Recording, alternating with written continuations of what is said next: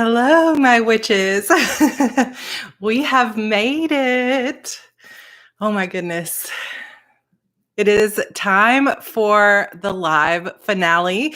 This was kind of the witchiest I could come up with. I know you can't really see this in the lighting per se, but my lipstick is kind of like black glitter. I added a few little extra things over here. But also, I found this little shawl that I used to have on my altar that I thought would be kind of cool. It's got the little Hamsa and the eye, so evil eye, and some little crescent moon and stars and stuff. So that seemed kind of perfect. I was like, well, I could kind of put it over my head, but then that makes me seem more like a tarot reader or something. I don't know. So we're going to put it over my shoulders.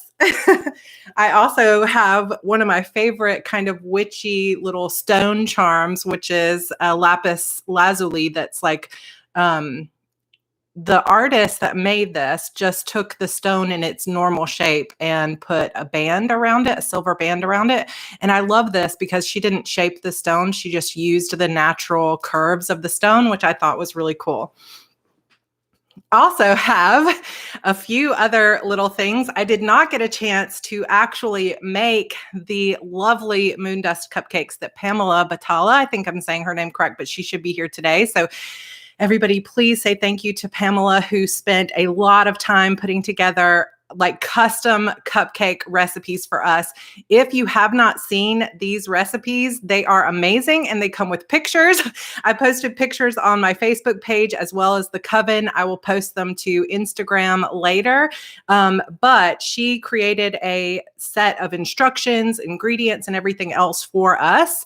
Just for this event, she did that, which is just incredible. So there's chocolate peanut butter pretzel. There's lemon meringue, which of course was Martin's favorite. There's s'mores, which Peyton loved. Then there's just regular chocolate ones that are easier to make and regular vanilla. But the lemon meringue ones, you guys actually have like lemon stuff inside of them. I was just like, wow, this is incredible. So a very, very cool thing. So those recipes are linked in the description box below. It's just a Dropbox folder, so you can feel free to download those for yourself. She did give us permission. Oh, Pamela's here. Everybody say thank you to Pamela. Thank you so much. I appreciate it with all my heart. How cool. So even though you might not have had time to run out and get ingredients and make those cupcakes for today, we're still going to be having some contests throughout all of next week. So if you get a chance to make those cupcakes or any other cupcakes, or if you do like George and I just did, and go and buy some lovely cupcakes to pretend as your Moondust cupcakes for the day, then please go ahead and post some pictures on social media and let us see your hashtag Moondust cupcakes. I put all the information about hashtags on social media for you. Everything's kind of down below. Also, we have kind of another little treat for you guys. I was planning to, I'm just going to like casually just take a sip here and there, but I'm afraid it's not going to show up well. Look at this right here. Dun, da, da, da. This is a night riding a coffee bean. You guys, we have our own Sir Bean logo. I'm going to turn this light off real quick because I think it's messing up it says coffee and cupcakes, and it is truly a custom done graphic by a professional graphic artist. And what's even cooler, now technically this is just a Starbucks cup that I just printed it out and put it on. But I mean, just amazing. It's just so cool. So George spent some time last night after we got these from a friend of his that made this for us. So he spent some time going on to Teespring, and he has put this design, this logo for Sir Bean, which I just love. It just makes me so happy, onto mugs, t-shirts, and he accidentally put them on leggings, y'all. So he was like telling me, let's put them on leggings because, you love leggings and Lenny wears leggings, but he put them on white leggings, and the sword I won't get crass, but it's just placed in a certain way. So don't buy the leggings. We're trying to have them removed from the store because they just don't look they just don't look right. I love leggings too, but don't buy the leggings. Mind the sword, everyone. So, but there are women's t-shirts, there's men t-shirts, there's tank tops, there's baby onesies because we just had to.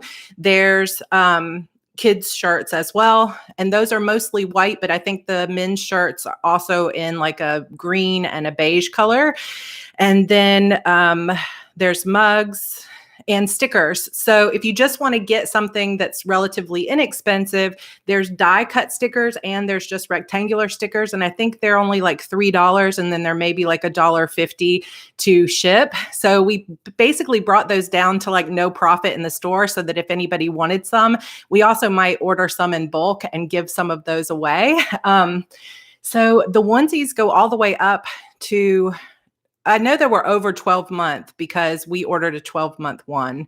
So we'll have to see. The mugs are just kind of small ones. And we're looking at like they're just the normal size mug, but I would love to get something bigger like this as well. But this was just like a one-off thing that we did last night. And I will say that we did try to keep all the costs on anything down just in case you guys wanted to order them.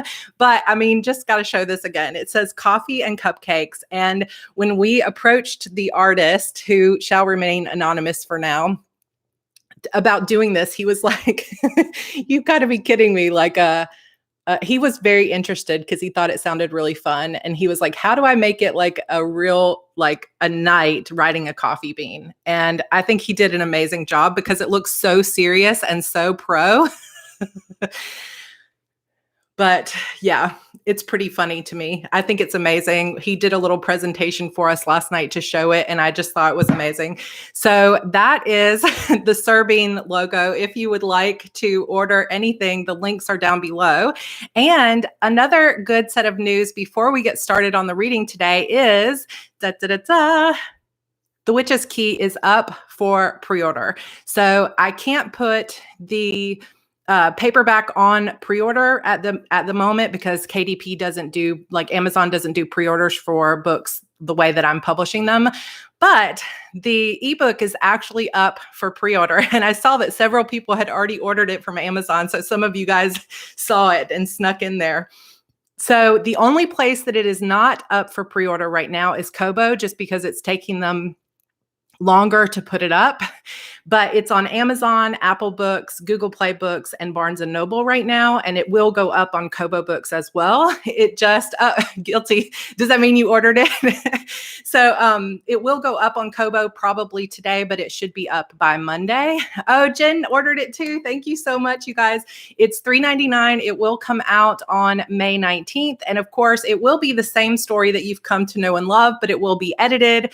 I already know a lot of changes I'm going to make to it, so it will be hopefully much improved of a story. But if you have enjoyed this and you would like to support me, feel free to go ahead and order it. But if you don't want to order it too, that's fine. There will be paperback books that will come out also, hopefully right around the 19th as well, that I will offer. It's kind of hard to offer signed paperbacks because I have to order them. But Christabel and I have talked about this a few times in the past about potentially just doing like book plates, which would be a sticker that I sign and then we send out.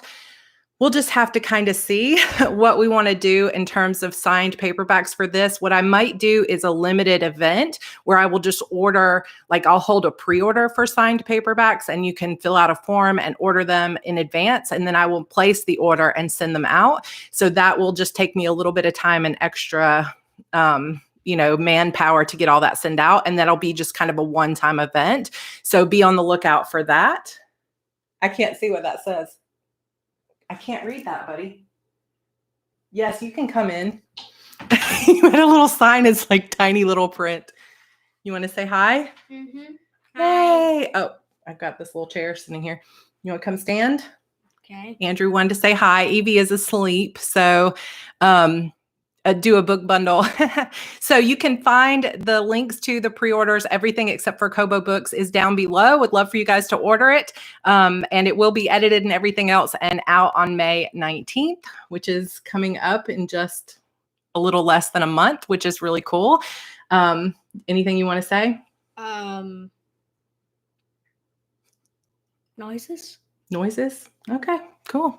He probably wants to snag one of these cupcakes. Hey, Nope. You can have some after. What are those for? They're for the party. So What this party? one, I don't even know what's in this one, but it looks like it has a kind of a jelly on party? it for our finale party right now. And then this one is obviously just like vanilla with a bunch of sprinkles. This really looks like a MOONDUST cupcake. Yeah, you can have some after. Can you shut the door for me? Okay, so I'm going to put my glasses on so that I can read the chat better. I don't look as pretty with the glasses. Well, I mean, they're not bad, but oh no, Sandy, it's okay. We just got started. They only have the one coffee cup. Yeah, so what we'd like to do eventually is have a bigger coffee mug where the design kind of wraps around the way this one does a little bit more, but they only have the one choice and we were just doing something quick. So we'll just kind of see. Oh, this is definitely not keto friendly. No. Yeah, it's not caramel. It's like jelly, like cherry jelly or something. I don't know. Who the heck knows? But I also have other news for you guys. So don't kill me. But, well, first of all, I'll bribe you with treats. So we are going to do 4 different giveaways today.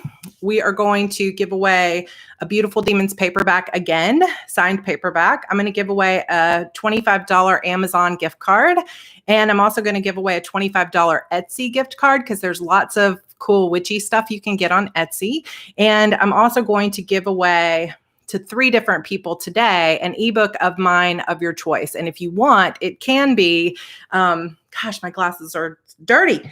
It can be The Witch's Key if you've got all my other books, or if you're just picking up the Shadow Demon Saga and you're on book 10 or anything like that, you can just choose any ebook of mine of your choice, including The Witch's Key, which I will send to you as soon as it is done.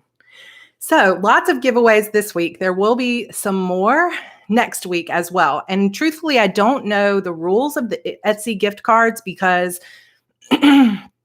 I don't know if I can send them outside the United States, but we're going to do what we can. But wait, I have gifts. We'll just play it by ear. And if it turns out that you won and you're international and it won't let me send you an Etsy gift card, then Kelly, okay, if you win an ebook and you already have all of them, including you've already pre-ordered The Witch's Key, then we'll find you something else. But yes, lots of little giveaways. We'll do more next week because I know I look incredibly refreshed. However, I was up until about 5:15 this morning writing and left a note for George to wake me up by 9, which he did. And I got right back up and was writing up until I printed this out at 3:10. So I have been writing all night and I still did not totally finish the story. So this will be part 1 and part 2 of the finale. What I do have for you today is 13 pages, and we're going to finish all of the action of the story. So Monday, we will do the wrap-up stuff. So I will get you guys through the questions today, and it will not end on a cliffhanger. So the epilogue will be Monday. I will not do it tomorrow because I need a day off. And I'm not saying that in any way to complain. I took this on. I love it. I had an amazing time. It was really, really fun for me. But I also know that I do have to take breaks as well.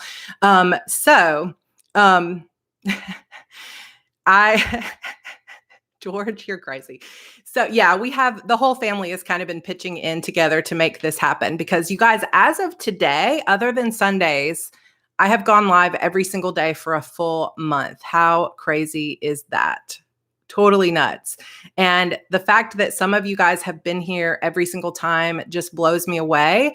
And I just appreciate you all with all my heart. This has been so much fun, and I have truly, truly loved it. Tomorrow, I will be taking a total break. There's no vlog. There's no nothing. It's just a day off for everybody. If you really want a taste of something of me, go back and watch a previous vlog you haven't seen, or go over to Heart Breathings and you can find lots of content. There's almost 200 videos over there.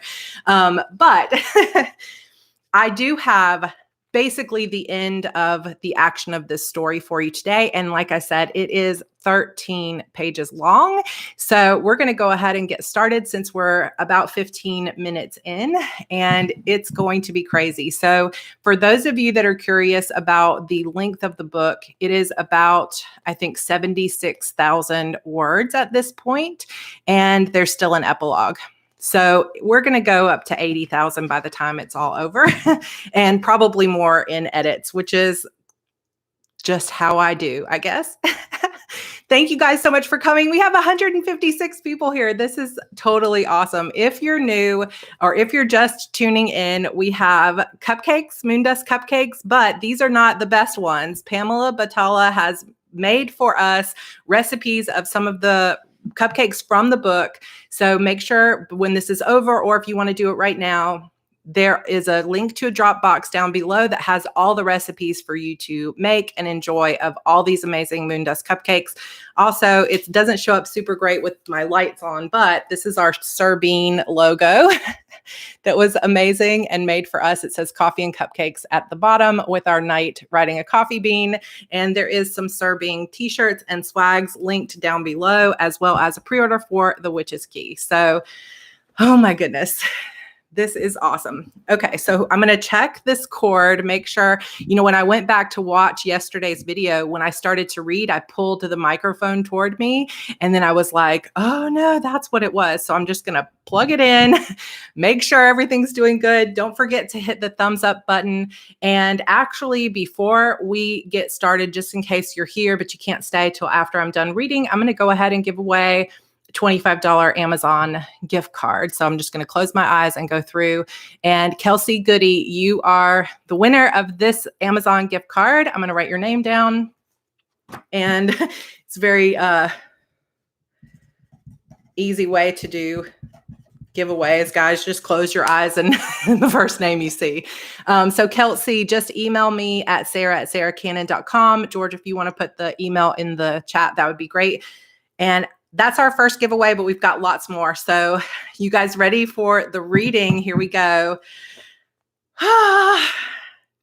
Big twist yesterday, but there are more twists to come. All right, here we go. Episode 21, The Ritual. I woke to the sound of my body being dragged through the dirt and pine needles on the forest floor. Peyton, or rather the demon who had stolen her appearance, had wrapped me in the same kind of netting I'd seen around Kai a few nights ago and was pulling me by my ankles. I struggled against the restraints, but it was no use. My arms were pinned to my side, and the more I struggled, the tighter the net became. I also no longer had access to my backpack. That meant I had no weapon, no reagents, no hope. I glanced around, trying to get my bearings. We were definitely still in a forest. I had no idea of if it was the same forest near the cabin, though, or not. Asher had said the wards wouldn't work to keep Algrath from going through a portal, so we could be anywhere by now. Martin's tracking spell would lead him straight to Algrath as soon as it was fully activated, but would he make it here in time?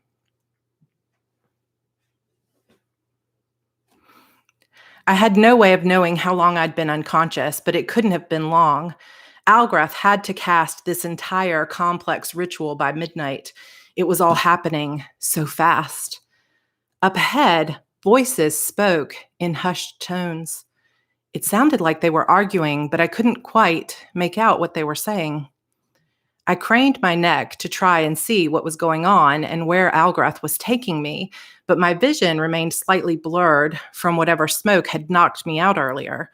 My body and mind were both slow to react, as if I'd been drugged with something. "Don't worry, Lenny. We'll be there soon," Algreth said, but he still had Peyton's face, her voice. It broke my heart to even think about it. My first real friend, and she had turned out to be a demon in disguise. I'd never even met the real Peyton.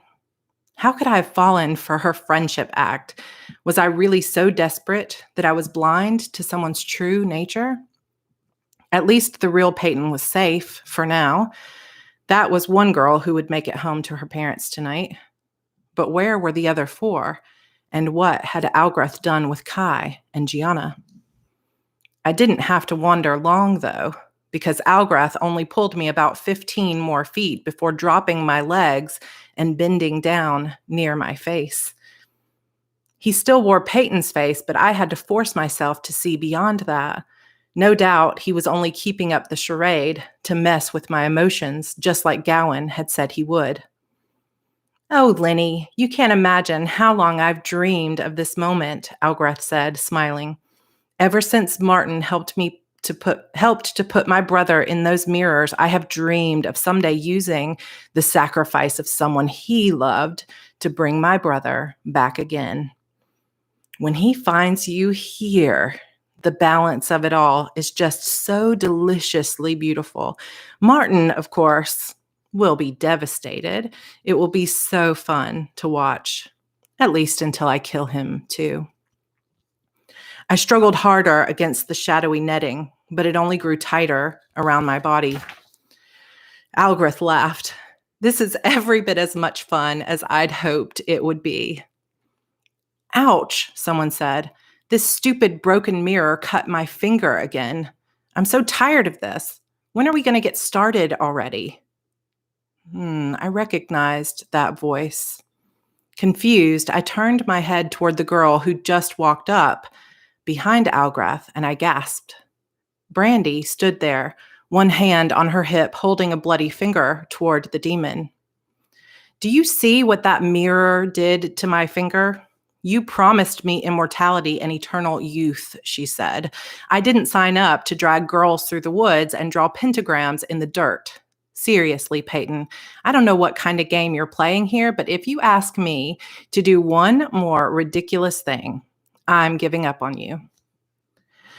Algreth made Peyton's eyes sparkle with mischief, but it made my stomach turn.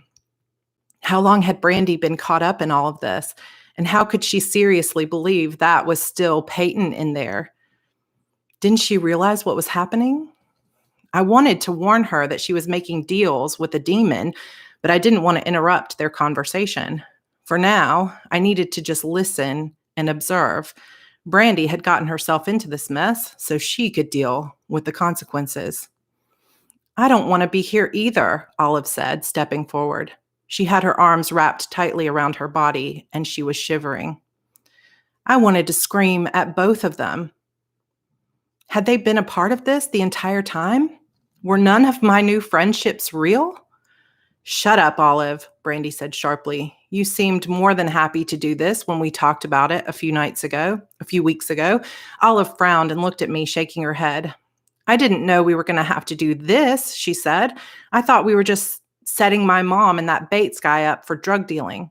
If you'd told me this had anything to do with our friends going missing, you know I wouldn't have been a part of this."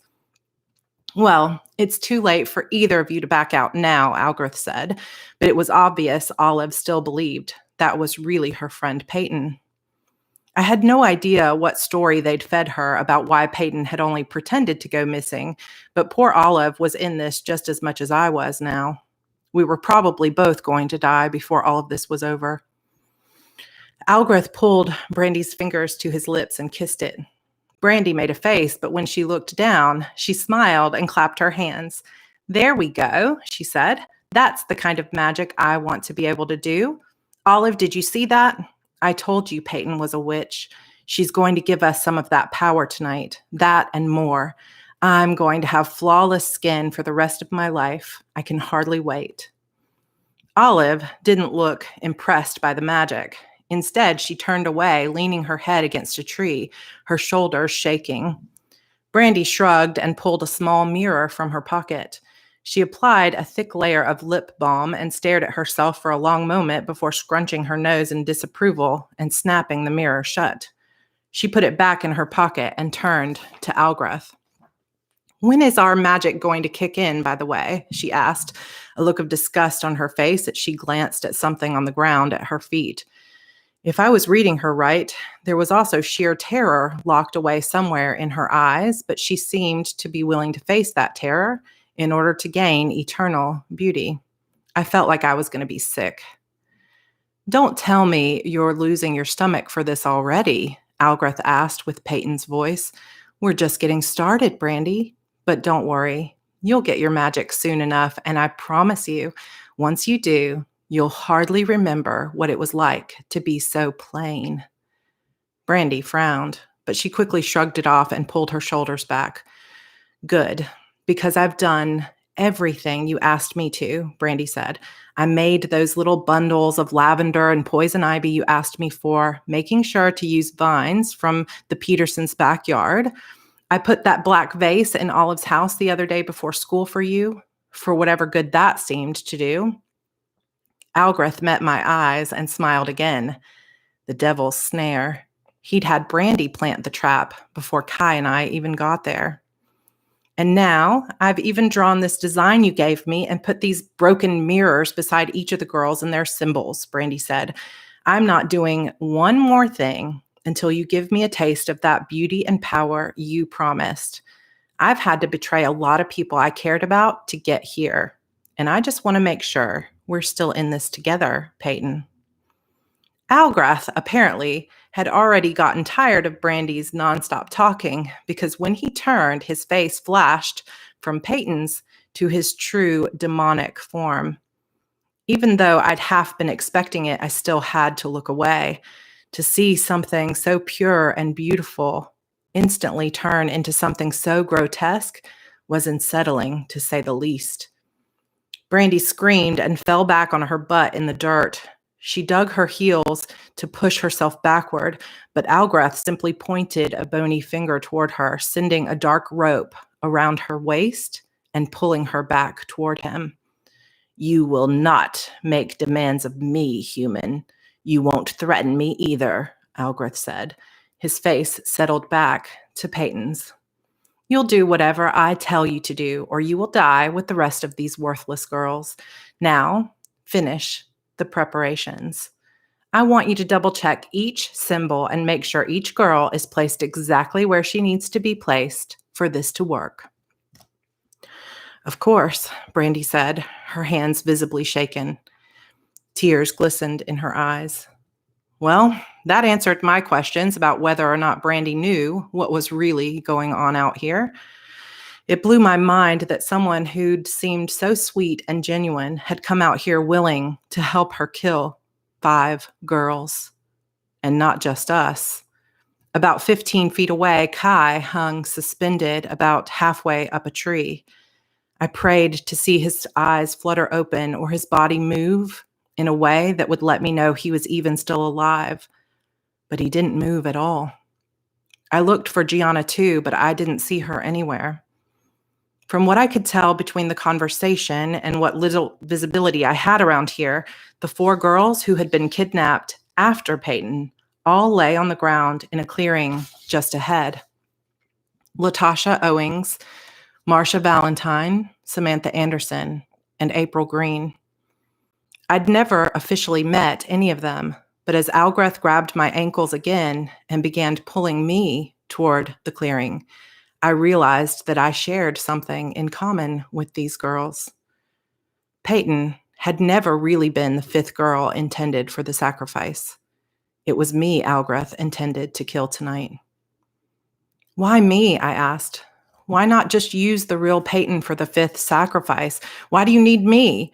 Or is this really just about getting back at my Uncle Martin after all this time? That's a long time to hold a grudge, don't you think? Besides, I never did anything to you. I don't deserve this." "What I feel is not a grudge," Algreth said, sucking air through his teeth. His anger made Peyton's eyes turn black for a moment. "This is so much more than a grudge. It's hatred that runs so deep it crosses the boundary of time and blood. You are a thorn, and in my mind, that makes you guilty of crossing my family." He laughed and then glanced at Brandy, who was leaning over something on the ground a few feet away. "Besides," he said softly, "to restore my brothers to full strength, there are 3 things I must do. 1, release each piece of the mirror into which he was banished. As you no doubt already know, tonight's ritual will release the final piece." I couldn't quite see what Algrith was doing with his hands, but it was no use straining myself to look. The shadowy netting was already so tight, I could hardly move at all. I had no idea how much preparation this ritual required, but one mistake we'd all made was assuming Algrith was working alone. We never even discussed the possibility that someone else might be setting up a second location for the ritual. That first circle by the cabin had been nothing more than a decoy to throw us off. Second, of course, I must sacrifice young, magical blood. The more innocent and powerful, the better, Algrith said, a smile slowly spreading across his lips as he looked directly into my eyes. Imagine my joy when I was able to convince the council to send you here. I held Peyton as an insurance policy just in case I couldn't capture you. But when you showed up at the cabin tonight, you made all my dreams come true. You convinced the council to send me here? I asked, chills going through me. Algrith giggled. Don't tell me you haven't put that piece of the puzzle together yet, he said, clicking his tongue with disapproval. And I thought you were supposed to be special. I didn't take the bait. Obviously, part of Algrith's game was that he used insults to get you riled up. I didn't care if he thought I was smart or special. What really bothered me was the idea of the council sending me to Newcastle High like a lamb to the slaughter. What's the third thing? Brandy asked. I didn't realize you were listening to our conversation, Algrith said, with Peyton's voice again. He stood and ran a hand down Brandy's hair. She instantly seemed to forget her question. Did he have some kind of coercion powers too? What was I saying? Brandy asked with a shake of her head. Nothing important, Algrith said. Let's take Lenora out of her net and wake everyone up. It's almost time. That seemed to wake Brandy a bit. Her eyes lit up and she bounced on her toes. I was hoping you would say that. I can't wait. I honestly couldn't tell if Brandy was just under some kind of spell or if she really thought sacrificing 5 girls was a reasonable price to pay for eternal beauty. Still, the fact that she seriously believed this demon would follow through was a little heartbreaking. Algrith hadn't gotten a chance to say what the third thing was that he needed in order to help restore his brother's power, but I was pretty sure I knew what it was. He needed a vessel. When Regmothian was first released from the mirrors, he would be weak from having been split into pieces for so long.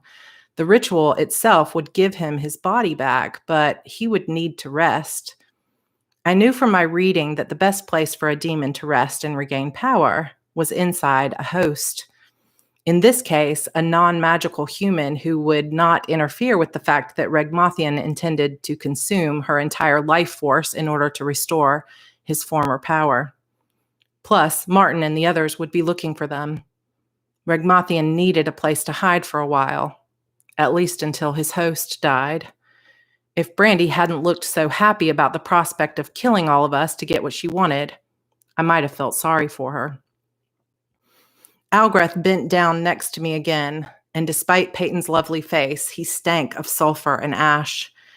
Now, listen here, Lenny Thorne. You be a good girl, you hear me? He said. I'm going to let you out of this net, but if you make so much as a single attempt to get away from me, I will kill your little boyfriend over there and your red-headed slayer friend. Do you promise to be a good girl? I nodded, feeling powerless as Algrath finally dissolved the purple, shadowy netting around my body. He left my hands bound behind my back, though, and moved me into place in the circle, propping me up on my knees. Gowan had said our emotions were our greatest weaknesses, and he had been absolutely right. How could I do anything now when Algrath had control over the people I loved? I had no choice but to do as I was told. Now that I was upright, though, I did a quick scan of the clearing. Gianna lay on the ground about 20 feet away. She was wrapped in the kind of netting that held me, but she didn't seem to be conscious at all. I glanced up at Kai, and for a second, I thought I saw his head roll to one side slightly. But when he went still again, I wasn't sure if I had imagined it or not. The 4 other girls intended for the sacrifice were all kneeling in the dirt around the ritual circle just like me, spaced out at each point of a pentagram. They seemed to be awake, but under some kind of trance or spell that made them unaware of what they were doing. At least I hoped they were unaware. That, at least, would have been merciful. Each girl had a symbol burned into her forearm, work Algrath had done back at the cabin. A matching symbol had been drawn in the dirt in front of each girl.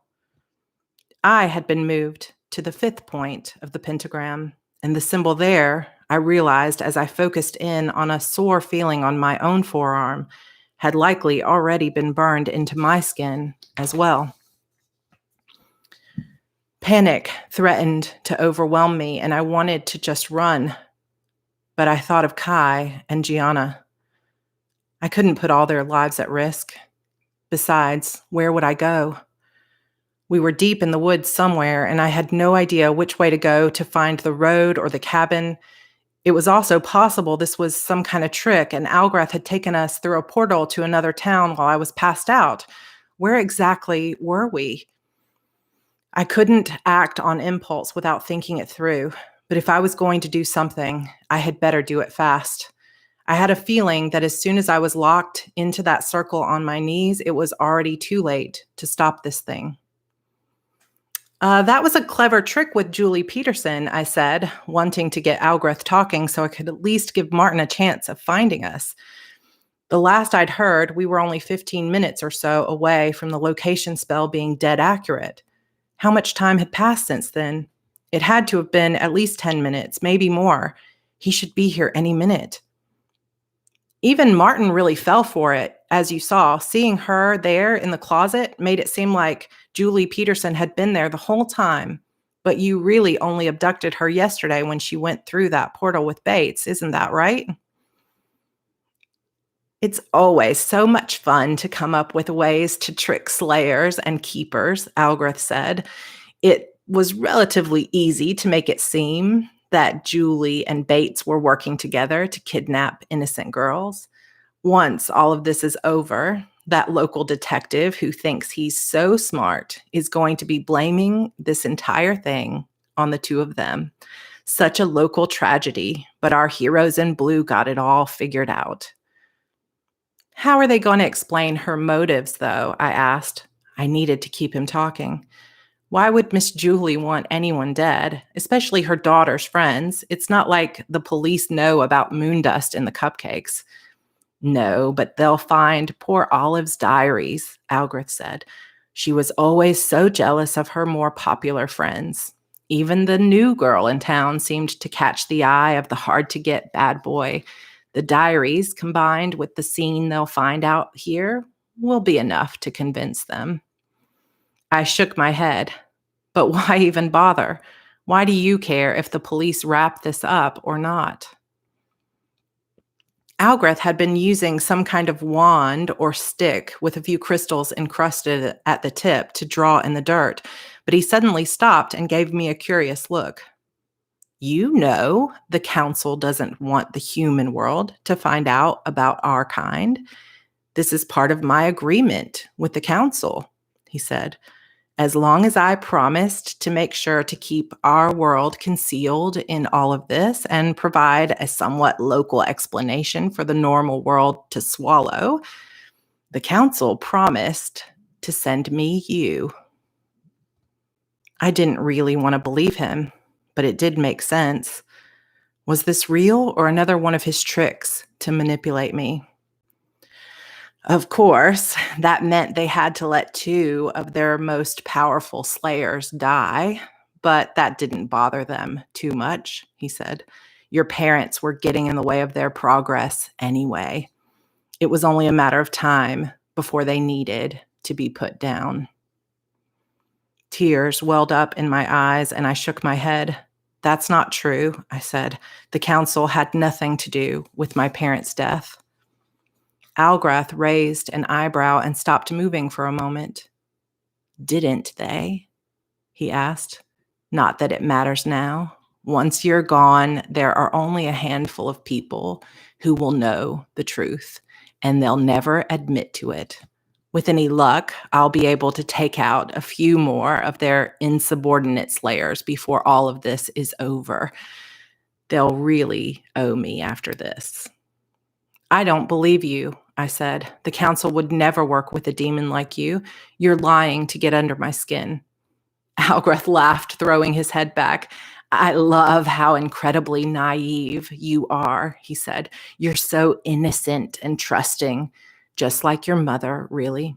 You believe that just because the Thorn family has been loyal to them for centuries, the council must have pure intentions.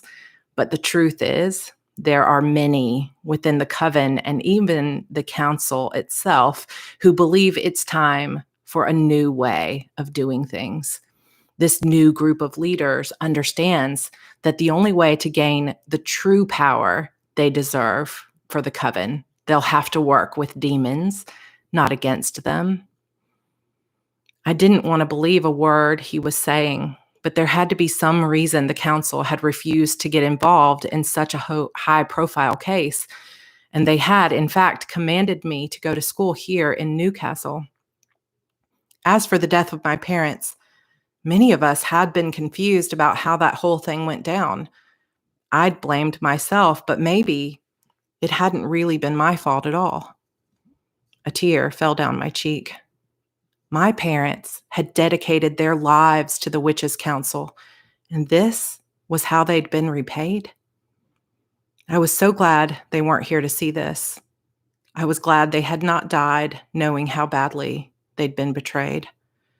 And if I somehow managed to survive this night, I vowed to find every last person who'd had anything to do with that betrayal and put an end to them myself. It's fun to see this fire spark in your eyes, Algrath said. It will be even more fun to watch that spark go out.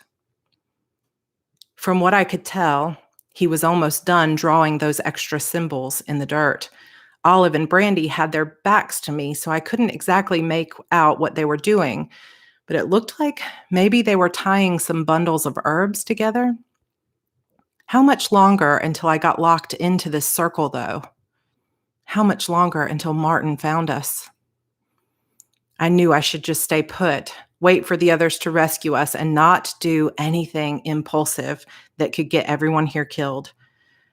But I couldn't help but think through all the possibilities. Earlier at the cabin, Asher had said something about how once the ritual had begun, the circle would be locked or protected somehow, and no one would be able to do anything but sit back and watch. Once the ritual was over, they would be able to fight Algrath and his brother, but the 5 of us girls would all be dead. That wasn't exactly giving me good vibes right now, especially since Algrath seemed to be anointing the circle with some type of oil. That seemed like one of those last step kind of things. I was starting to feel antsy. All I needed was a single opening, one opportunity to get the upper hand. I needed a sign. Oops, wrong page. And what better person to give it to me than an angel from above? Kai's head did roll slightly to the side. He was coming too. I glanced at Algrath to make sure he wouldn't see what was happening, but he wasn't paying attention at all. Instead, he was yelling at Brandy for moving too slowly. I moved my eyes back to Kai, willing him to open his and see me here, to do something. Come on, I begged. Please help me. I sent it up like a prayer, and he heard me. By some miracle, he actually opened his eyes and lifted them to mine. At that moment, I wished so hard for the ability to read minds or communicate telepathically, but facial expressions would have to do for now. I nodded very slightly toward Algrath, Brandy, and Olive off to Kai's left. Then I turned my body slightly to show that my hands were still bound behind my back.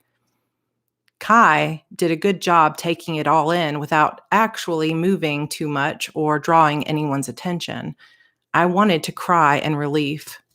Even though we were both bound and basically powerless, it just felt so good to know I wasn't alone in this. Just meeting his eyes and knowing that someone here cared about me made all the difference. I was not going to let Algrath bring us down. If he was right and my parents died just so he could get me here, I was going to make him regret that choice for 1,000 years to come. I needed a plan. Yes, I had been told over and over again to stop rushing into things or being impulsive. But what else could you do when your back was against the wall? I had no idea if Martin was actually coming for us. What if they'd all gotten caught in some kind of trap back at the cabin? Or what if Algrath had put more wards and traps here in the woods? It might take Martin and the others too long to get to us. I certainly couldn't face Algrath alone. I didn't have the power. Questions rushed through my mind, and I lost focus to the panic building inside me.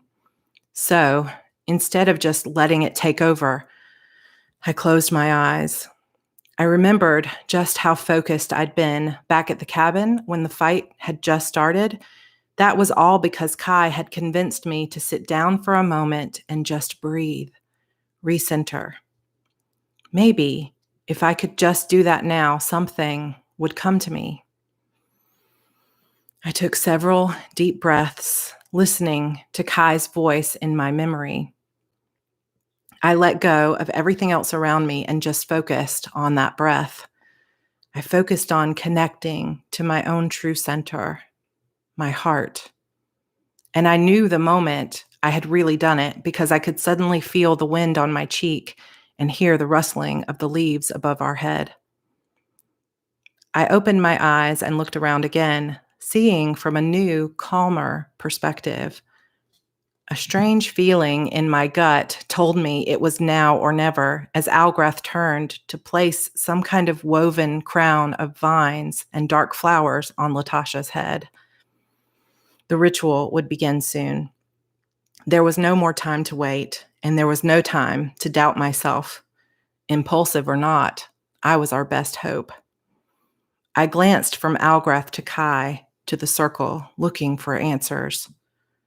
And suddenly, there it was. My mother had always insisted the right answers came to a witch when she needed them most, as long as she knew how to look for them. I just hadn't been looking in the right place. The truth had been right there in front of me this entire time. Algrath spoke of balance, so of course he had brought me here. Heart pounding, I worked through all the calculations. Could this really work? But I knew that it could, and if anything went wrong, the only one who would die tonight would be me.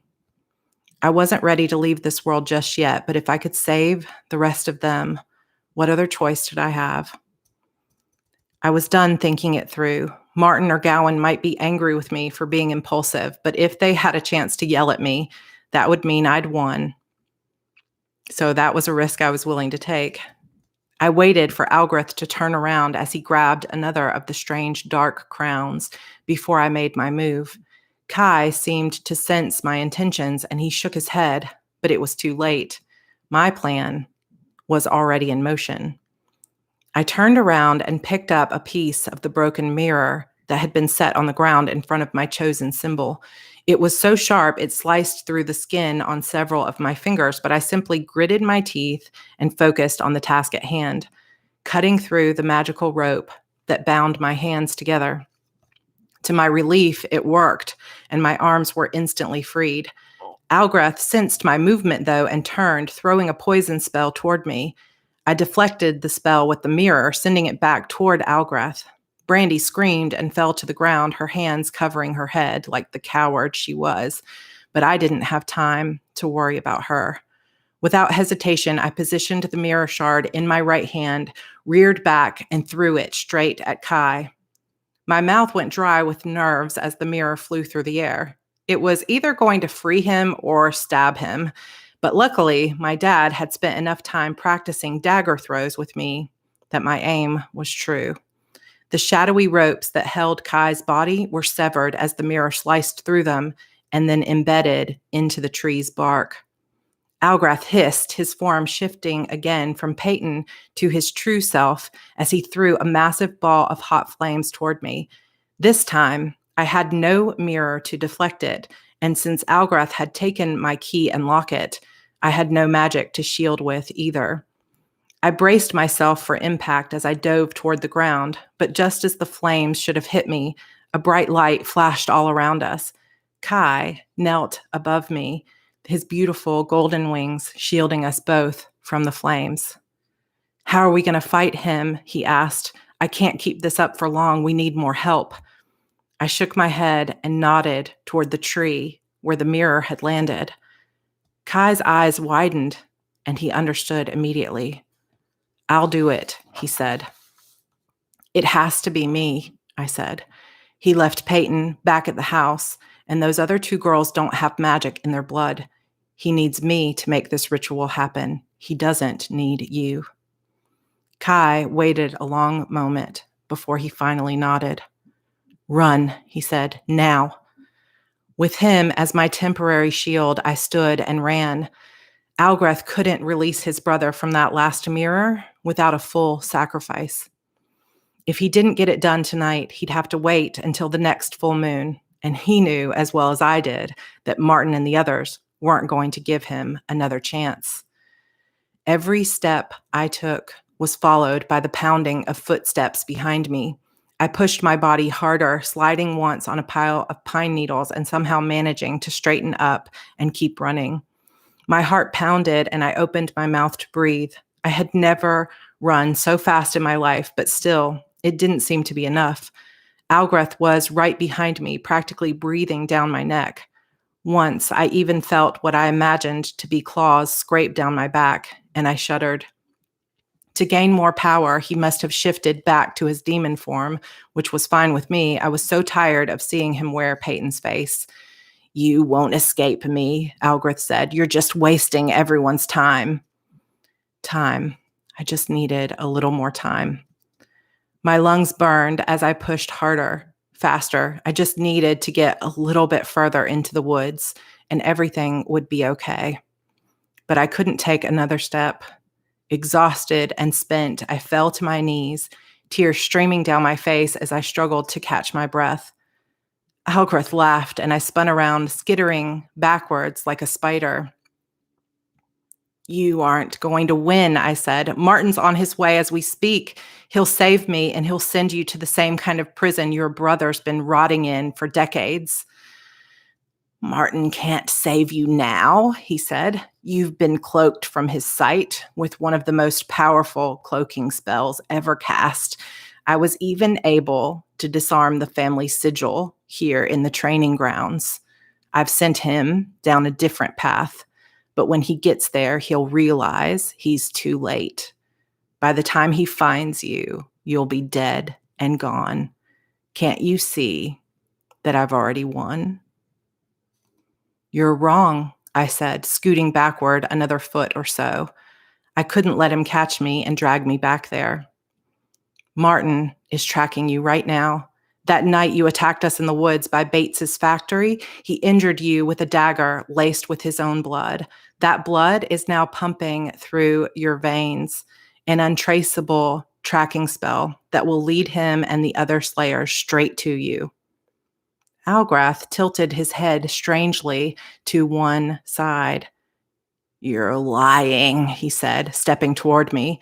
"Martin's not that clever. No one tricks me." It's true, I said, showing absolute terror on my face as I backed up again 2 more feet toward the tree behind me. He'll be here any minute. I won't let you hurt me. I won't let you take me back there to that ritual. I'll run all night if I have to. I scrambled to my feet and turned as if to run again. Algreth followed me, anger and hatred in his eyes as he reached for me. Only as soon as he stepped over the line drawn in the dirt, his movements turned to molasses. "What is this?" he asked, obviously slower to catch on than I'd expected. Slowly, I turned back toward him, my chest rising with each labored breath as my heart pumped so hard. Had I really done it? "It doesn't feel good, does it?" I asked, stepping right up to the outer line of the demon's circle Gowan had drawn for me in training yesterday. To be trapped with no way out? Algreth shook his head in confusion and for the first time looked down.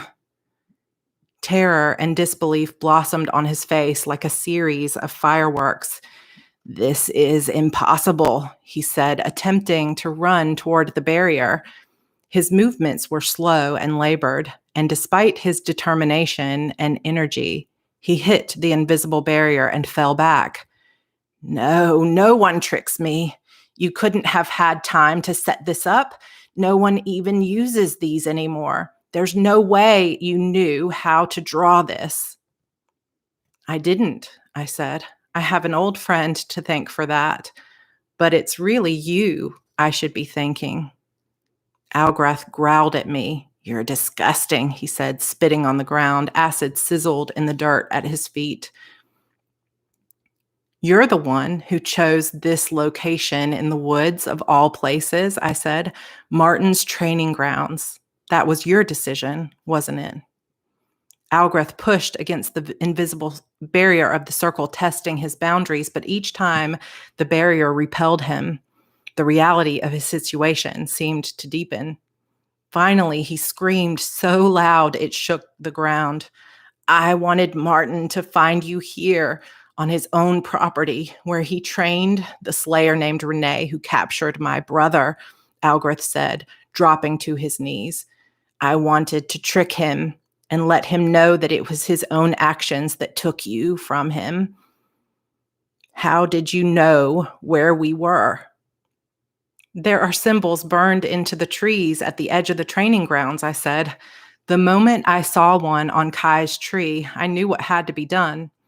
"It's over, Algreth." He took several ragged breaths before looking up at me, his teeth bared. "It's not over yet," he said. "You may have me trapped, but you can't hurt me. You can't even banish me. I took your key, remember?" I reached for the familiar key and locket at my neck and shook my head. "You really don't think much of me, do you?" I said. "What kind of witch wears her real key in plain sight of a demon?" This was a trick Gianna had told me about. When all of this was over, I would have to thank both her and Gowan for everything they'd taught me. They'd saved my life. I reached down into my boot and tugged on the silver chain tucked inside. Algreth screamed again as I secured the locket and key around my neck. "You aren't strong enough," he growled. "You couldn't banish me even if you knew how. You aren't even a real slayer." "Maybe not," I said, tears falling down my cheeks as a set of familiar faces appeared on the other side of the circle. "But they are." Algreth's eyes got so big I thought they would burst as he let his head fall back in a loud roar that shook the trees around us. Martin nodded to me from across the circle as the others spread out around Algreth. "You," Algreth said, turning to stare at Martin with pure hatred in his eyes. "I will make you pay for this. Someday you will burn in agony for eternity." Martin raised an eyebrow. "Will I?" he asked. "Because I seem to remember your brother making a similar statement right before I sentenced him to eternity inside a mirror filled with flames and terror." Algreth hissed and beat his fists against the circle's barrier, but he was ours now. Martin nodded to Darius, who then pulled a medium-sized mirror from his satchel and pointed it straight at Algreth. "Don't do this," Algreth said, turning to me as he shifted one final time into the girl I thought I'd grown so close to on that first day of school. To me, Peyton appeared on her knees in the circle, tears streaming down her face. "Don't let them do this to me, Lenny," she said, her voice sounding so real and sincere it tugged at my heart. "No one will ever be your friend if you live this kind of life. Have mercy on me. I'm begging you." I shook my head, amazed at how the manipulative powers of a demon like this could still make me feel anything, even though I knew who was really inside. It hurt to let go of the idea of having a friend like Peyton. I wanted so badly to feel like I was part of something, like I mattered to someone. But as Kai stepped out of the shadows with Gianna and the other girls, I looked around the circle at the Slayers who had been willing to go against the council to stand at my side. I did matter to a lot of people, actually. I had all the friends I needed right here. I took a deep breath and turned to Darius, my eyes questioning as I held my hands out. Darius looked to Martin, who tried to suppress a small smile before he nodded. Darius handed the mirror to me, and with a deep breath, I pointed it straight toward Peyton, a friend I'd never had. A demon who had taken so much from me, it was going to feel good to put him where he really belonged. "Don't," he screamed, attempting to shift and stand up, but as he did, Martin took something from his pocket.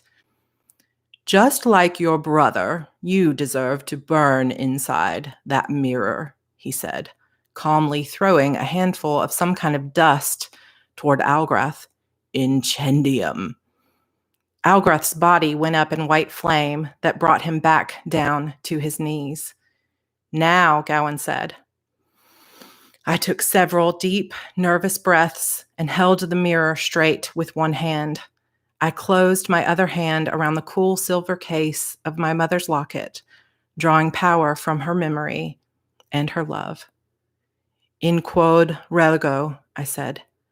Algreth's image wavered before us, and a thin line of smoke and flame formed from the mirror to his body, pulling him forward. Gowan and Darius stepped toward me, placing their hands on the edges of the mirror. "In quod relego," they repeated. The wind around us kicked up, and rain began to fall again in sheets all around us. Lightning flashed, and a moment later, thunder boomed in the distance.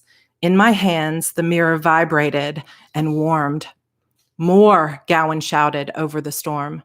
Britta and Asher ran toward us, placing their hands over ours as we all huddled together. As a group, we all repeated the incantation one more time, pooling our power, standing as one. In quod relego. With that, Algreth's body was pulled into the mirror, and the storm around us stopped instantly. Drained and exhausted, I released the mirror and fell to my knees just outside the demon's circle. It was over. Algreth had finally been defeated.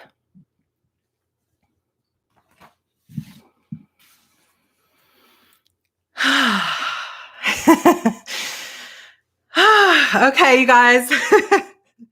So the finale, part 1, we will have the epilogue and everything that will not only be the wrap-up resolution stuff for this book, but also what will lead into season 2.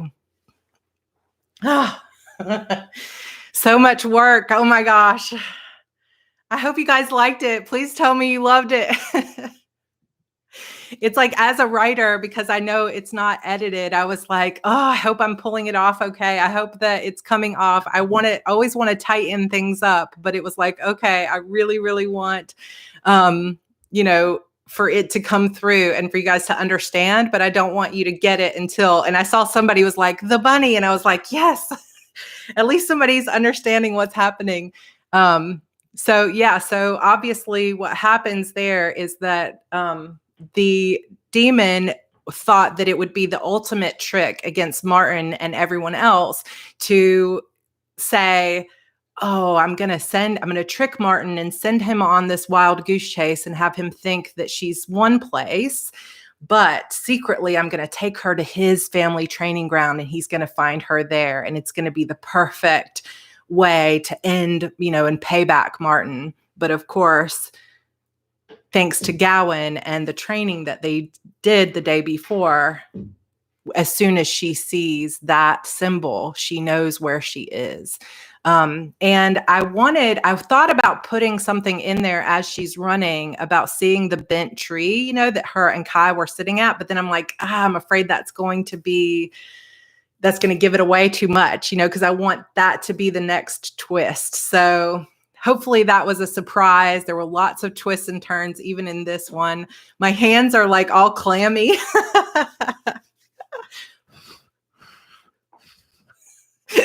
I need a fan.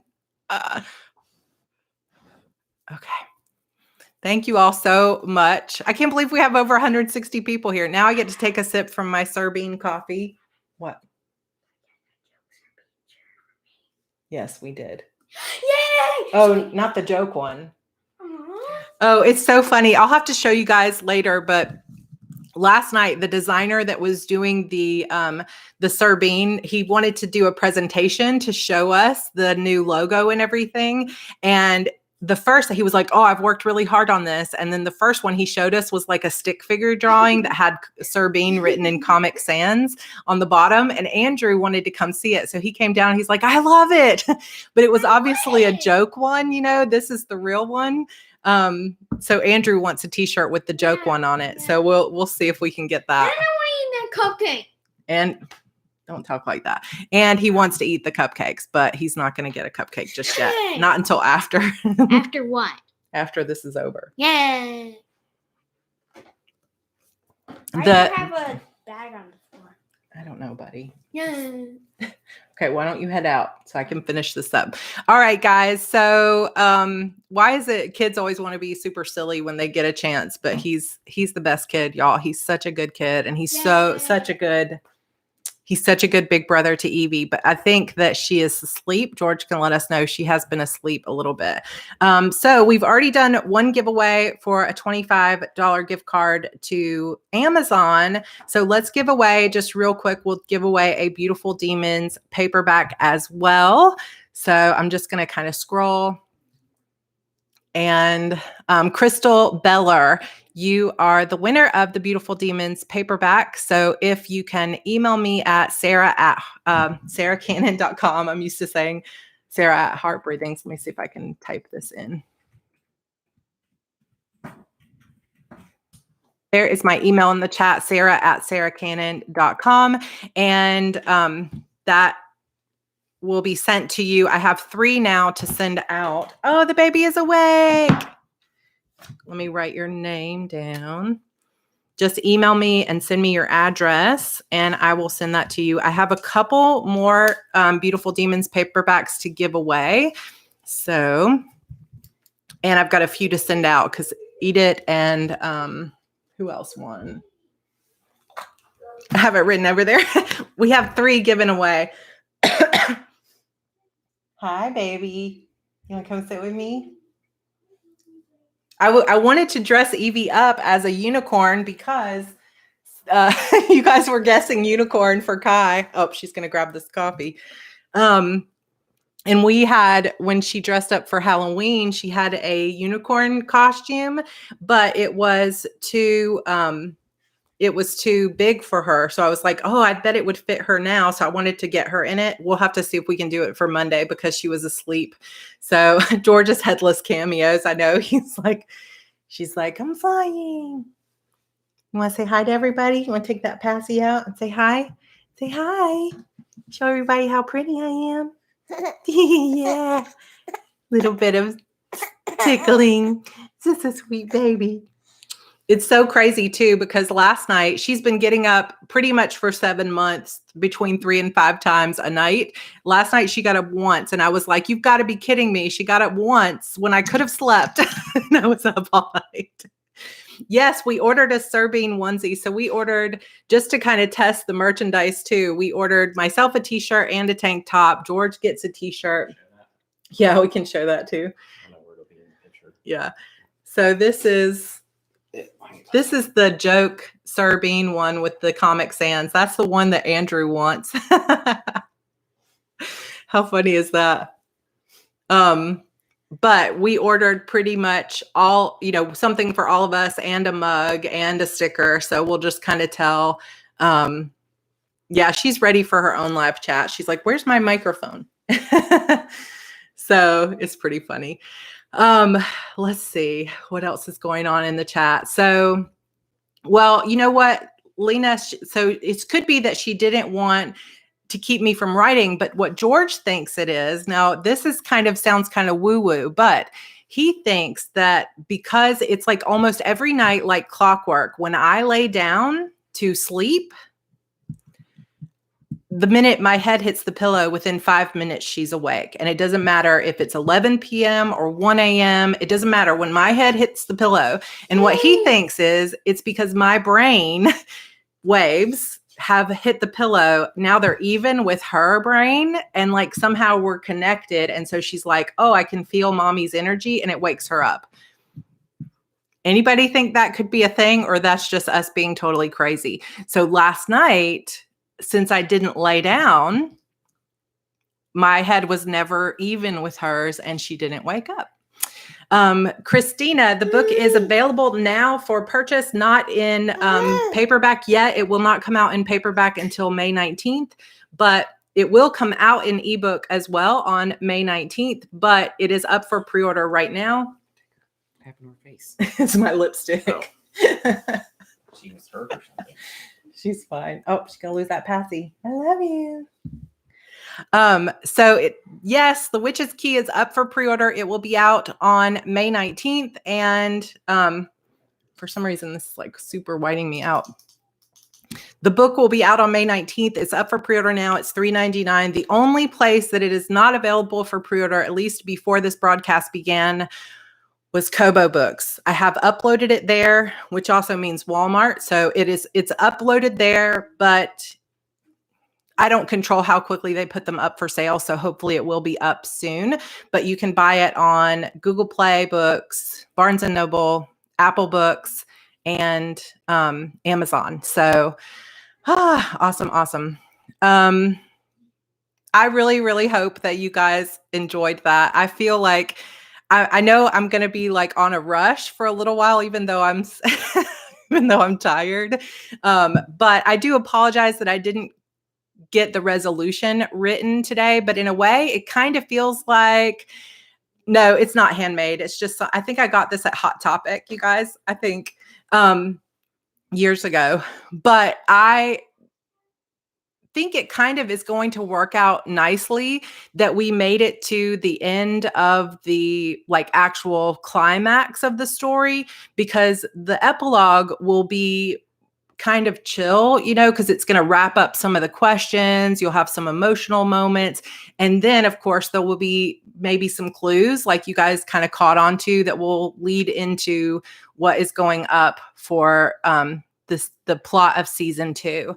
So I think it will be a good way to, because really and truly, this was 13 pages. And up until now, the longest we had done was 8 pages. So this was pretty good size for sure. And then yes, season 2 will get all set up for next time. So maybe a kiss, I don't know. We'll have to wait and see. So that will just go up on Monday. There'll be no new video tomorrow, but we'll talk through it on Monday. We'll go through the epilogue, and we'll have more giveaways. So I'm going to do a couple more giveaways here in the chat. Also, for those of you that come to watch on the replay, this giveaway, I'm also going to give away to the chat a copy of The Witch's Key or any other ebook of your choice.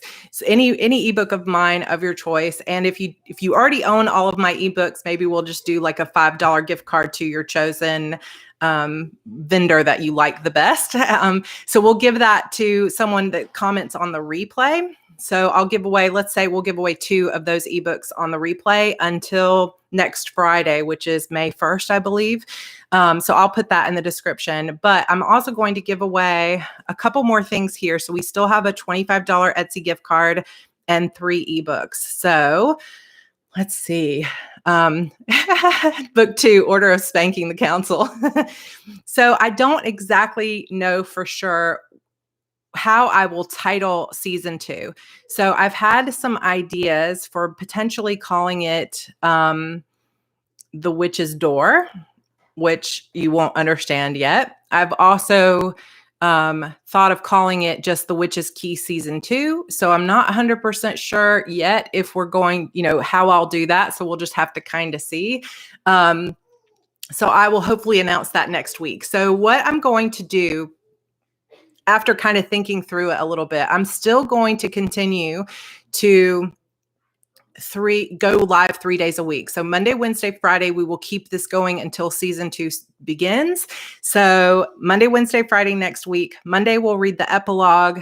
Wednesday, we'll talk through story structure and things like that and do any Q&As as well. And then Friday, maybe we'll do like a casting, some other stuff. Like I'll share my screen because I figured out a way to do that.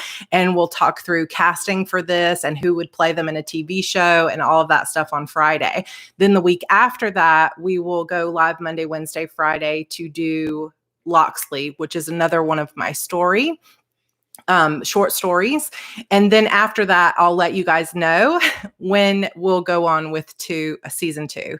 So I don't know yet, but it will be sometime after 2 weeks because I just need a couple of weeks to finish out Fate's Surrender, which I'm also hoping to put that on pre-order. So yeah, that's it. So let's see. Let's go ahead and we're going to do three ebooks of your choice giveaway. So I'm just going to pick 3 names from the chat, and you can choose an ebook of your choice. If you already have all of my ebooks and you've pre-ordered The Witch's Key, then we'll just do a $5 gift card to one of your choices or to Amazon. So let me just I'll just choose 3 names that haven't won yet before. So Ember Reyes, Dawn Bogart, and Kara Dalman. So I got to write these down so I make sure to know. So we've got Dawn, Ember, and Kara.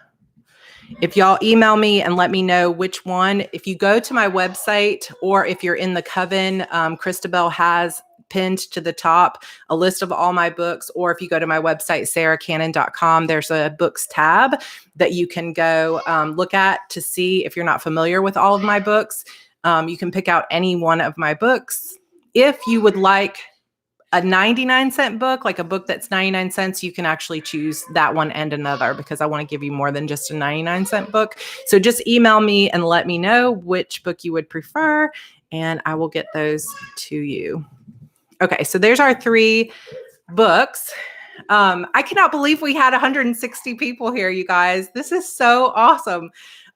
Thank you all so much for coming and for being a part of this. I honestly, like I've said before, never expected this to go for a full month, but I have loved this. And it's something that I've really wanted to do for a while because I love live videos. I think it's really fun to connect with the community in this way because I feel like, it's 170. Did it get to 170? I had no idea. I did see 160s. That's so awesome, you guys.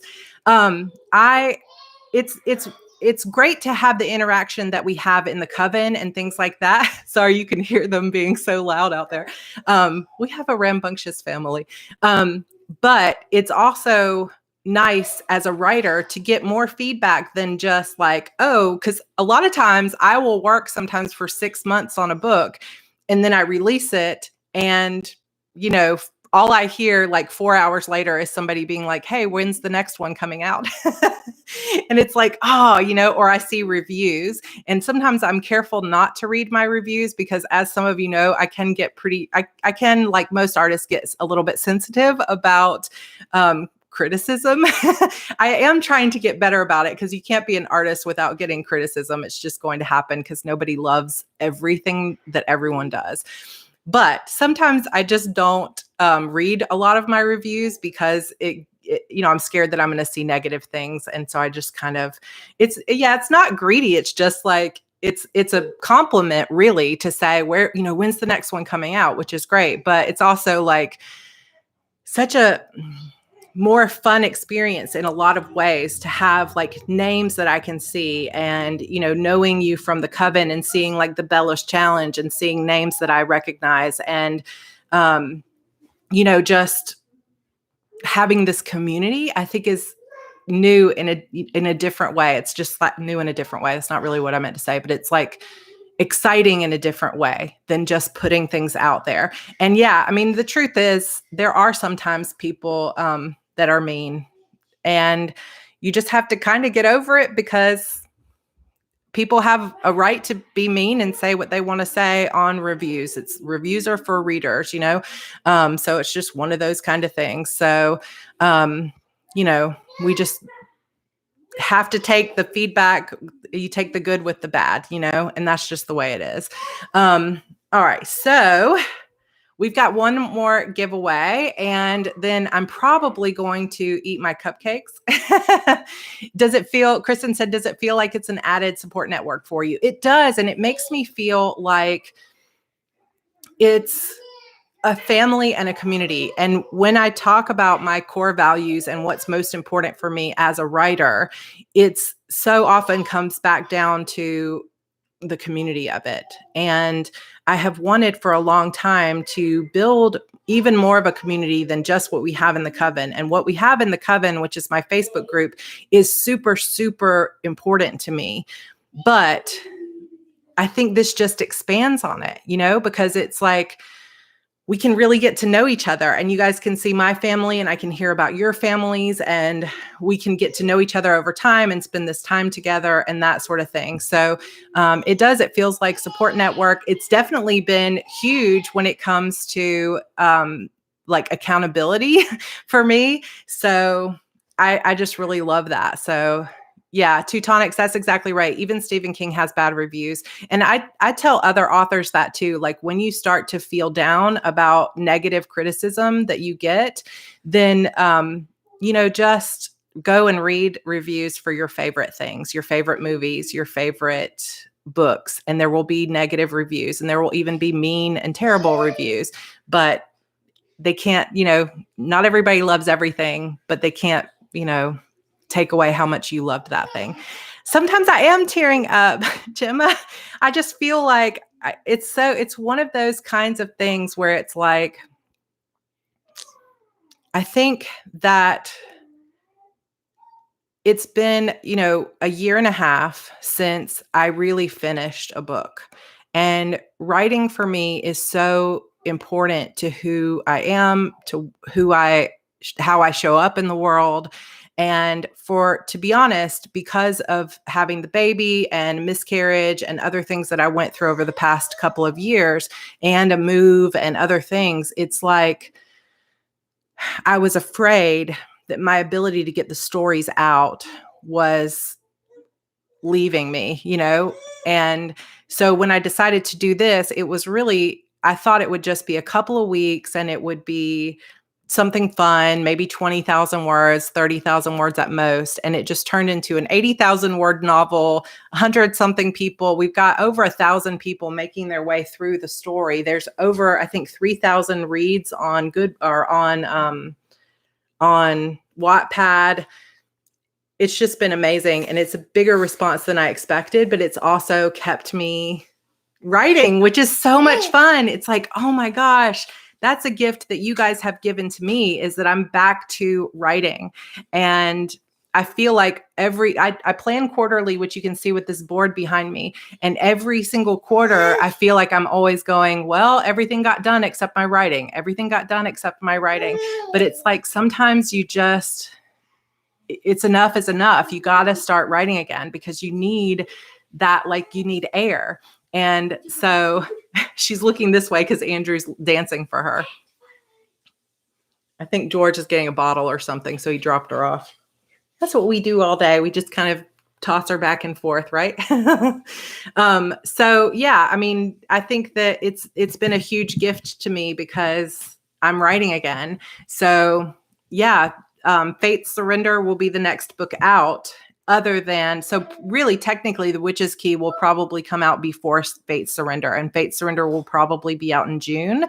And then I will be working on The Witch's Key season 2, but also I'll be working on Vengeful Darkness, which is the next book in my Shadow Demon saga, which is going to be a tough book to write, but also really, really fun because in book 11, we are going to find out who the Diamond Priestess is.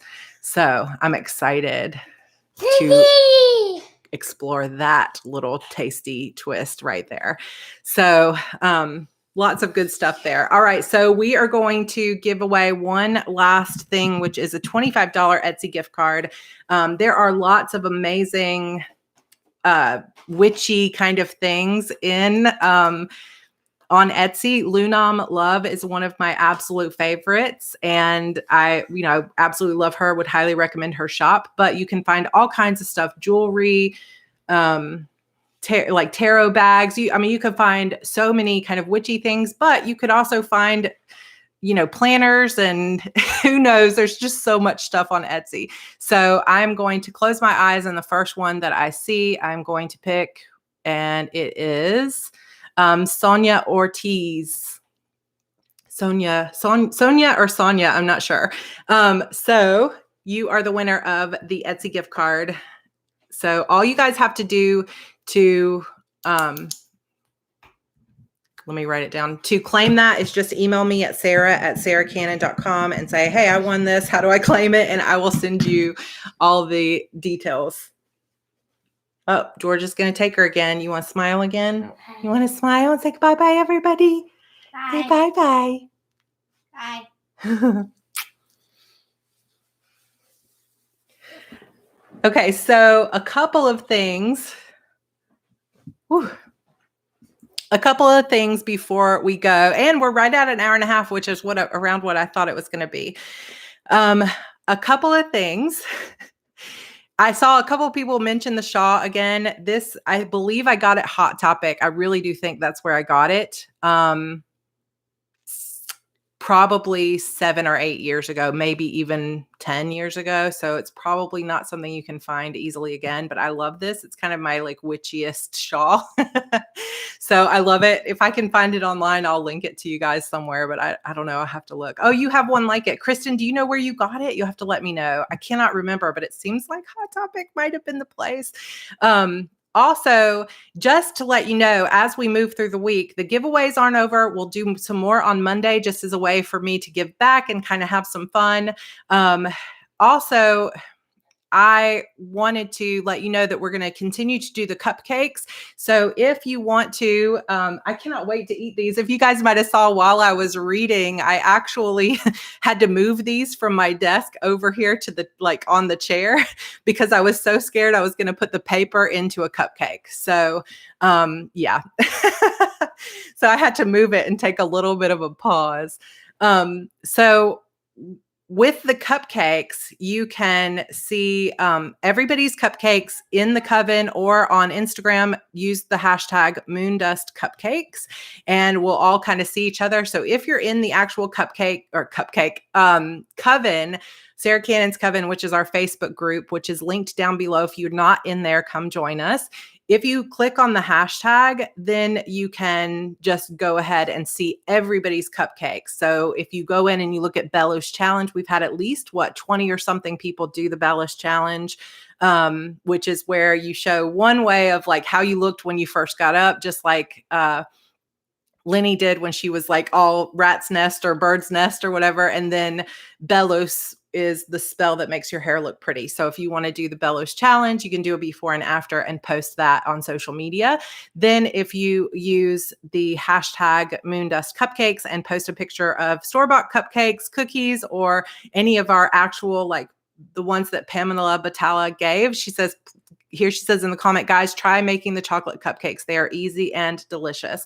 So we are going to, as a family, part of our Sunday treat tomorrow, probably too much sugar for all of us, but we don't care. We're going to go for it, is we are going to go into, we've got to go grocery shopping anyway. So we're going to go and we're going to try as many of these different cupcakes as we can. And we're just going to make them as a family. It's going to be awesome. So at least at some point next week, I will be putting those out, pictures of those out, because they're going to be so good, I know.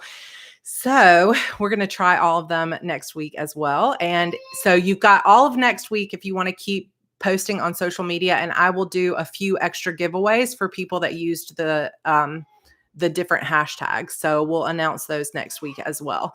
I shaved my head, not much left to beautify.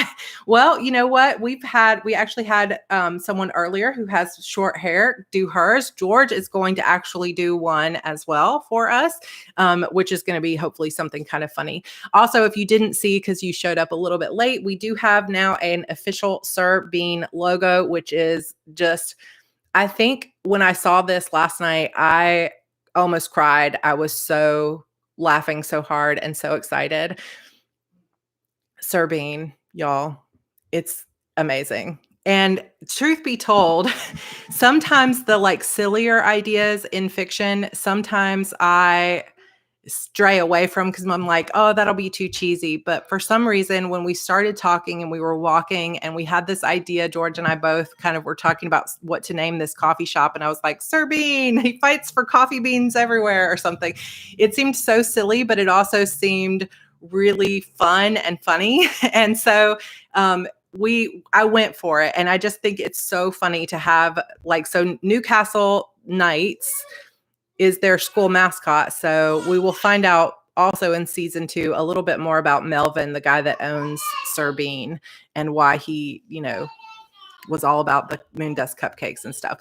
So if you're interested in this, feel free. We did actually put this logo on some t-shirts at Teespring and a mug and some stickers. And they are available at Teespring, and it's all available down in the description box for you if you want to check it out.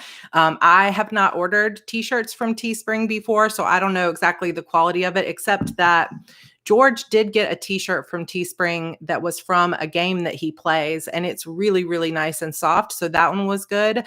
Oh, thank you guys so much for ordering. It really means a lot because it's just kind of fun. We did go through and sort of look at some other swag places. Like he found this place that was like swag.com, and they actually make like boxes that have all kinds of stuff you can put swag and things on. So I'm thinking, I saw some people also talking about in the Coven yesterday, maybe doing like key necklaces. So that would be something kind of neat. Yeah, the hoodies too. That would be something. Is it a zip hoodie? It's just a pullover hoodie. I can't remember. But that's something we were looking at too. So we have, I think, 3 different t-shirts available. There's like a ladies classic tee, a tri-blend tee, and a tank top. I don't know, stuff like that. So swag just means like any kind of little doodads, merchandise. So it just means like merchandise. So it could mean like phone cases. Oh, I almost picked up my phone case and showed you guys, because on the other side of this is the cover for Vengeful Darkness, and I almost just accidentally showed you guys. I can show you like a little tiny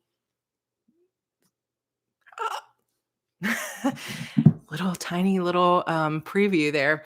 But yeah, so swag is just like merchandise that you can purchase. So obviously this is just a Starbucks cup that I taped this to, but I think it would be cool to get actual coffee cups like this.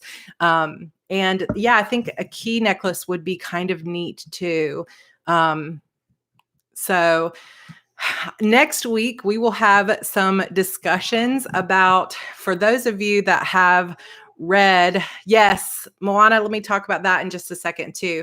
For those of you that have read my other series, it's kind of, some things that you'll start to notice, and this is true for a lot of authors, is that you can sometimes start to see themes. So like you were talking about, somebody was talking about Stephen King earlier. So like Stephen King has some themes that he likes to play around with. Like he likes to play around with people that have lost, like characters that have lost limbs or had head injuries. He likes to play around with certain themes that you'll see over and over again. And I think all authors are like that. And so it seems like always in a lot of my books, we end up having some kind of necklace that belonged to your mother or to someone else who becomes important to you. And it's like, sometimes I think, oh, I can't put a necklace or a locket in here because Harper had a necklace or something like that. But then I think, if it's something that interests you, keep going with it, because a lot of authors will follow those same themes over and over. So yeah, witches and jewels or gemstones. And something obviously that I'm playing around with in this story that isn't in the Shadow Demons saga as much is this idea of reagents. So Harper, if you read the Shadow Demons saga, Harper has her own like well of power that's inside of her, and there are uses for gemstones and things like that. But we don't have her like picking out poison ivy or, things like that. Now, Rend that we see in Venom, he's an alchemist. So he does actually do some of that type of stuff, but it's not a fundamental part of the way their magic works. So it's kind of been neat to play around with a different type of magic system. So the guy that designed this is just a friend of George's, but he is a professional graphic designer. Obviously, this is a super pro design. Even if it's silly, it's very professional. And we were talking to him because he said he was having so much fun doing it that we said, what about more stuff? Because for probably how many years now, 5 years now, I've had people begging me for a Venom staff t-shirt. So that is potentially in the works. So, Sonia, reagents are just like any other little types of things. So like the poison ivy or the thorns or the little bit of sunlight. So it's little components, that are the things that she has to use. So with Harper, she can just cast a spell. She doesn't necessarily need words. She can just, throw fire from her hands or whatever. But with reagents and the way this type of magic works, you have to have sometimes spell components or ingredients that make the spell work. So that's kind of a little slightly different type thing. So if you've not read Sacrifice Me season 1, which if you liked this, but this is not so much, Sacrifice Me is not for kids. It's more for 16 and up because it does have some adult type things in it, we'll just say. But Frankie, the main character in that book, is really, she has a lot of really great spirit. I loved writing that character. And I had that series I wrote as a serial, similar to the way I've been writing this, but each episode of that is about 15 to 20,000 words. So similar to this, it's like it builds and then has a cliffhanger, and it builds and has a cliffhanger, and there's 6 episodes to each season. So it's sort of like each season ends up being the size of 2 full-length novels. And so there's 2 seasons, and the first season is only currently 99 cents. And the second season is split into 2 ebooks. There's a part 1 and a part 2. And if you liked this style of storytelling and you're more of an adult and not a child, or I don't want to say child because if you're 14, you're not a child either. But if you're in for more mature themes, it doesn't get too bad, but it just is not appropriate for younger children. You might really enjoy that story because it's a pretty cool, also similar type of way of storytelling. Sandy asked, do you need to have read all of Shadow Demons to read Sacrifice Me? So they are linked, but they also stand alone. So you'll see characters that you'll recognize from Shadow Demon Saga. Also, if you are currently reading the Shadow Demon Saga and you're only like 3 or 4 books in, it might have some spoilers in it for the order of stories. If you want to see the complete reading order, Christabel has it linked at the top of the announcements or pinned post in the Coven. It's also on my website. If you go to sarahcannon.com and click on the reading order tab, it has the entire reading order. So technically, Sacrifice Me chronologically comes after my book Demons Forever. So if you wanted to absolutely read it before you read the Shadow Demon Saga, it is meant to stand alone, but it will just make sure, so if you're on the 5th book, I would just wait until you finish the 6th one, because there's going to be just like the tiniest little bit of spoilers in Sacrifice Me. It won't ruin the story or anything, but I would just wait and read it in order. If you're planning to continue on, I would wait and read them in order. If you don't care to read the Shadow Demon Saga, Sacrifice Me can stand alone. Hopefully that makes sense. Any other questions before we hang out or head out today? Kelly, that is so sweet. She said, I think I fall in love with all of your characters. Thank you very much for saying that. Yeah, you definitely will get a lot out of it if you read it in the correct order, because there are sort of spoilers here and there. But like I said, you can read them standalone too.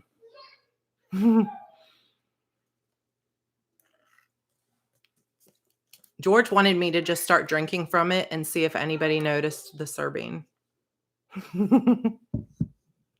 Oh, thank you, Pauline. I was like, I'm going to go a little bit darker today, but then I've got to have the glasses. And it seems like no matter what I do, I end up with like eye makeup on the side because I think I rub my eyes a little bit. All right. Good night, Renee. See you later. How do you come up with your magic systems? Cheryl said. Oh my goodness. So that is a very good question. And when it came to the Shadow Demon Saga, which is, something I started writing more than 10 years ago, it really was piecemeal. So I started just, like, hey, what's going to happen here? I don't really know. I'm just going to like start writing and see what happens.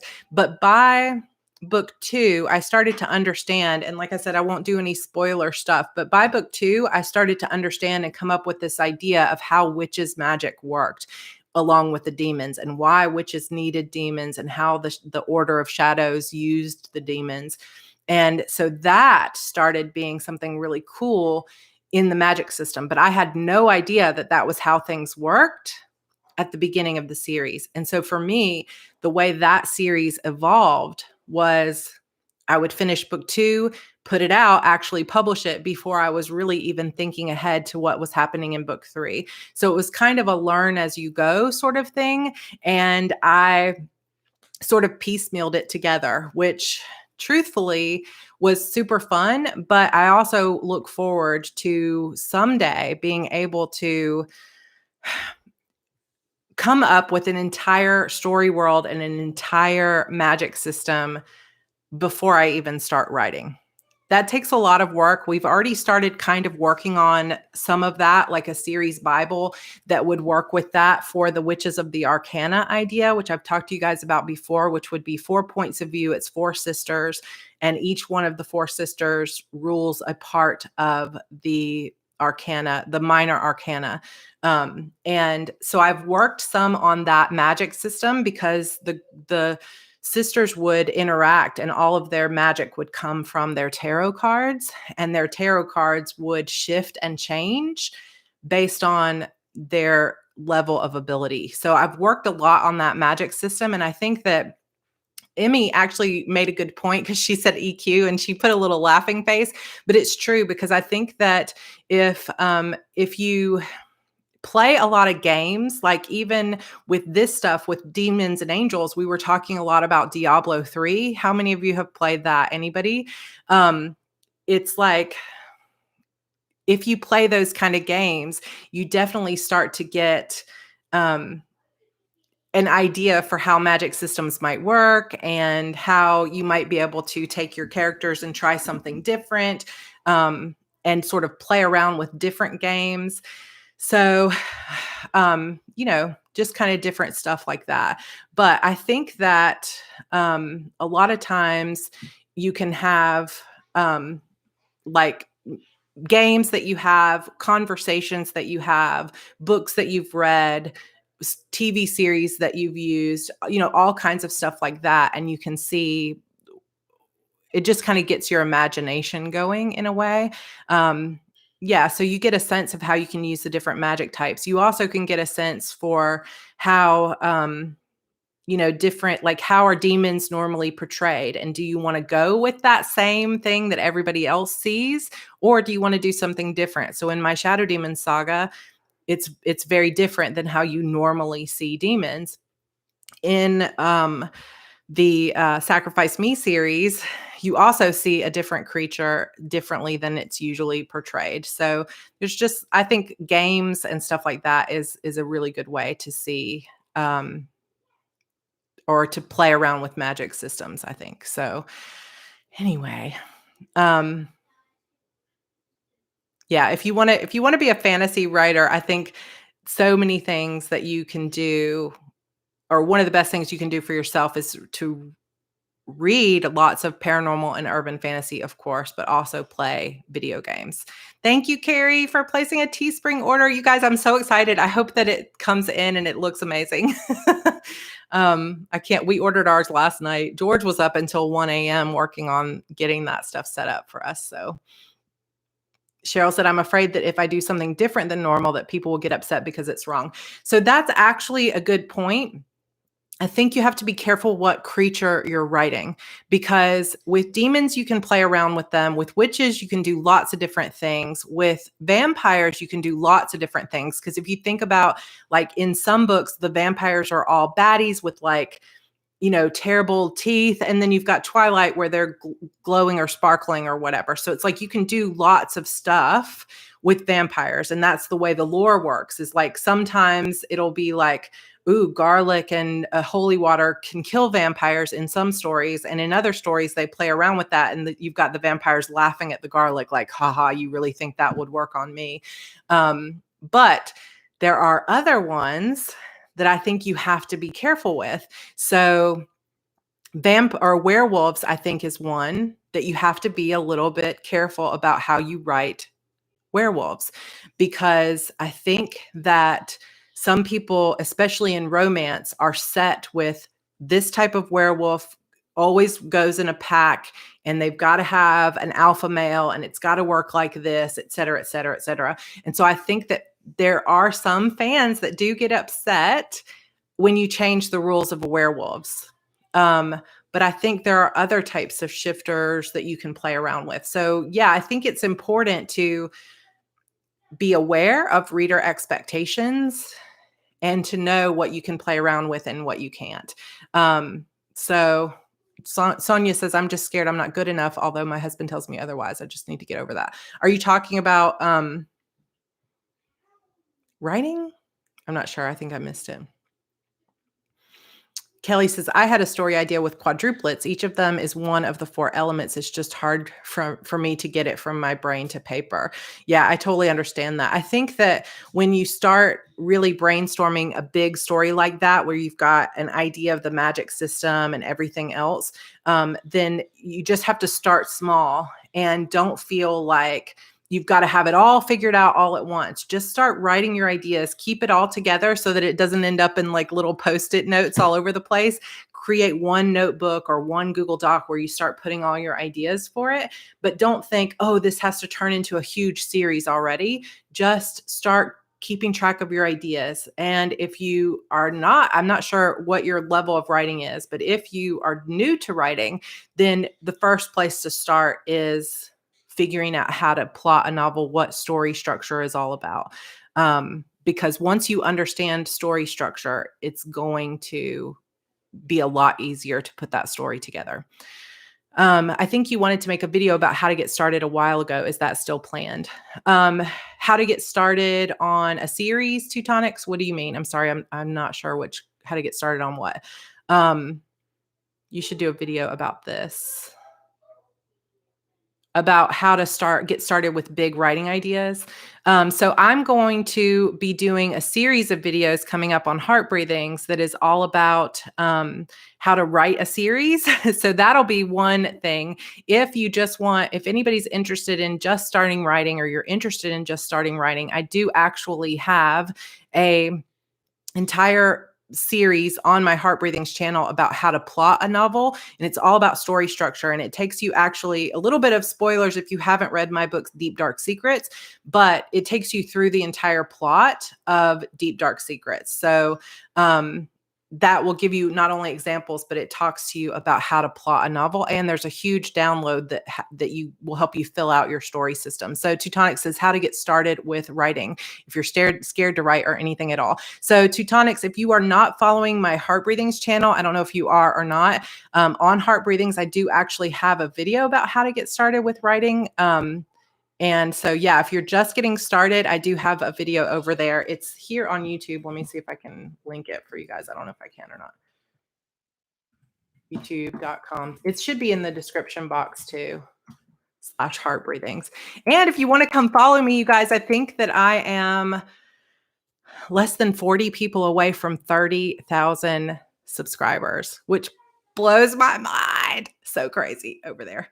Okay, so you're already over there. Yeah, so I think you can just go to my channel page and search, and I think it's called How to Get Started as a Writer. I think. I'll try to find a link for you. And yes, anybody can come and join our Facebook Coven, which is the Facebook group. You just have to come and request to join us. And when you request, make sure that you answer the question, because it'll just ask you, what's your favorite Sarah Cannon novel? So you can say The Witch's Key or whatever. But we do that just to make sure that we don't get people in there trying to like sell their books, or, people that haven't read my books, because it's there for people to talk about. You don't have to just talk about my books, but it's there for fans rather than just people who are there to sell their own stuff or whatever else. All right, you guys. The Facebook group is really great, so I hope you'll come join us. All right. That is it for today. I do apologize that I didn't get the epilogue, but I do think that it's going to be best for us to go ahead and do the epilogue on Monday. I hope that even though season 1 is technically almost over, you guys will still join me as we continue on with Monday, Wednesday, Friday lives from here on out. I have actually really loved going live every single day. I cannot believe we did this for an entire month. How crazy is that? Save the bunny. I know, hey, we should get t-shirts made that say like save the bunny or something like that. But can y'all hear that? The baby is upset. I think it's dinner time. Yeah, I can't believe we did this for a month. So thank you guys every single day for a month. This has been super fun. It has really helped me get through, and hopefully helped you guys get through a tough time. And as we continue keeping, staying at home and staying safe, we'll just continue on, but we'll just do a slightly reduced schedule, same time, 4 p.m.